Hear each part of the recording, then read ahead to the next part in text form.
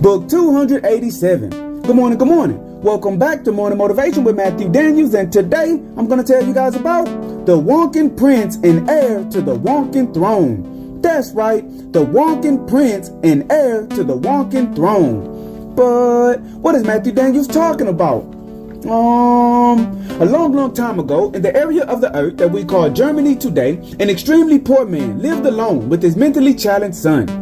This son, who was one of my ancestors no less, was treated badly by his peers, and he was bullied by them constantly. They would mock him because he was not as smart as them, he was very poor, and they would make jokes about him because he could not speak well. One day, as was their habit, the other children were devising new ways to be cruel unto the young boy, and they approached him as he played alone in the field. "There he is," one of the boys proclaimed, pointing at the young boy and smiling. "It is the Prince of the Wonkens and the heir to the Wonken Throne. All hail!" When he said this, all of the children laughed hysterically. The term Wonken was a word which they had all just created in order to antagonize the boy. The word meant someone who was mentally challenged and who had no real friends. "All hail," the other children said in unison. "It is the Prince of the Wonken and the heir to the Wonken Throne."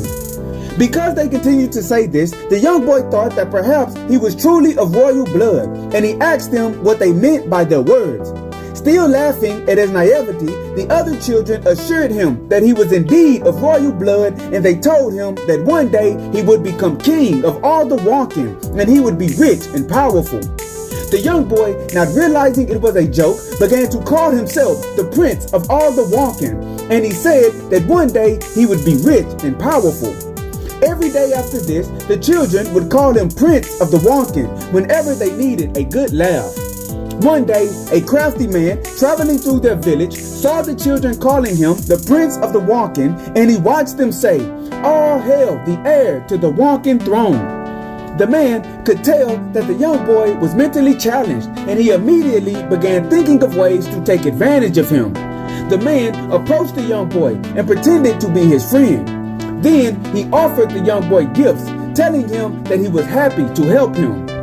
"All I ask," the crafty man said, "is that when you inherit the Wonken Throne, remember my kindness and rise me to heights within your kingdom." The young boy agreed, accepted the gifts, and the crafty man walked away laughing to himself.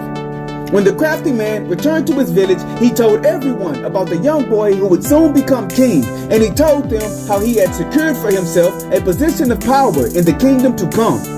Being crafty and greedy themselves, many other people went to go and give gifts to this so-called Prince of the Wonken so that they might be rewarded when he ascended to the throne. Everyone laughed as they manipulated the young boy into promising them power and riches for their meager possessions. And soon, the young boy had more possessions than he knew what to do with. People gave him gold, precious stones, fine linen, and livestock. Before long, the young boy and his extremely poor father became the richest two people in all the land.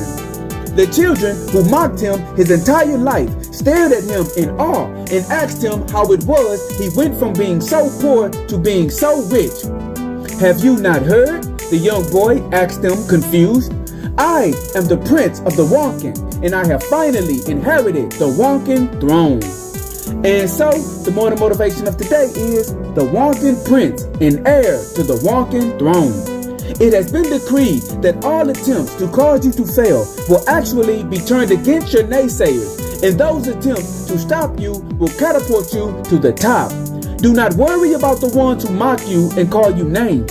They are just insignificant pawns in the chess game of your life. In all that you do, remember to see the greatness within yourself, and you will no doubt achieve all of your wildest dreams.